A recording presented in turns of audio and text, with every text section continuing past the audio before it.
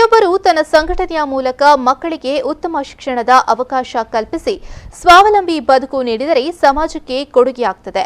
ರಾಜ್ಯದ ಮುಖ್ಯಮಂತ್ರಿ ಯಡಿಯೂರಪ್ಪ ಅವರಿಂದ ಬ್ರಹ್ಮಶ್ರೀ ನಾರಾಯಣ ಗುರುಗಳ ಹೆಸರಿನಲ್ಲಿ ಮೆಡಿಕಲ್ ಕಾಲೇಜು ಸ್ಥಾಪಿಸಲು ಅನುಮತಿ ದೊರಕಿದ್ದು ಮುಂದಿನ ಬಜೆಟ್ನಲ್ಲಿ ಹೆಚ್ಚಿನ ಕೊಡುಗೆಯ ನಿರೀಕ್ಷೆ ಇದೆ ಎಂದು ಸಚಿವ ಕೋಟ ಶ್ರೀನಿವಾಸ ಪೂಜಾರಿ ಅವರು ಹೇಳಿದರು.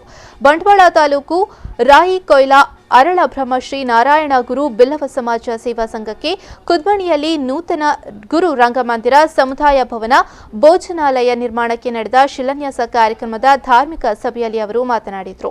ಸಭಾಭವನ ಕಟ್ಟುವುದು, ದೇವಸ್ಥಾನ ಕಟ್ಟುವುದು ಇದೆಲ್ಲ ಸಮಾಜದ ಒಂದು ಭಾಗ.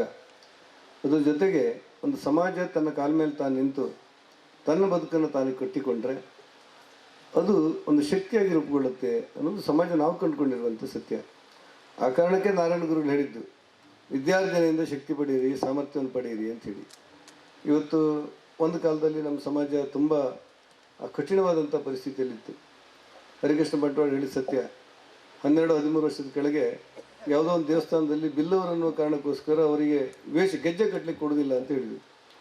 ಆವಾಗಲೂ ಸುಮ್ಮನೆ ಕೂತ್ಕೊಂಡ್ಬಿಟ್ಟಿದ್ದೇವೆ ನಾವು. ಏನೂ ಅನಿಸಿಲ್ಲ ಯಾರಿಗೂ, ಹೌದಲ್ಲ, ಸುಮ್ಮನೆ ಕೂತ್ಕೊಂಡ್ಬಿಟ್ಟಿದ್ದೇವೆ. ಈ ಸಂದರ್ಭ ಕೇರಳ ಶ್ರೀ ಕ್ಷೇತ್ರ ಶಿವಗಿರಿ ಮಠದ ಶ್ರೀ ಸತ್ಯಾನಂದ ಸ್ವಾಮೀಜಿ, ಬಿಲ್ಲವ ಮುಖಂಡ ಹರಿಕೃಷ್ಣ, ಬಂಟ್ವಾಳ ಜಿಲ್ಲಾ ಪಂಚಾಯತ್ ಸದಸ್ಯ ಎಂ ತುಂಗಪ್ಪ ಬಂಗೇರ, ಬಂಟ್ವಾಳ ಬಿಲ್ಲವ ಸಮಾಜ ಸೇವಾ ಸಂಘದ ಅಧ್ಯಕ್ಷ ಸೇಸಪ್ಪ ಕೊಟ್ಯಾನ್, ವಾಸ್ತುತಜ್ಞ ಪ್ರಮಲ್ ಕುಮಾರ್ ಕಾರ್ಕಳ ಮೊದಲಾದವರು ಉಪಸ್ಥಿತರಿದ್ದರು.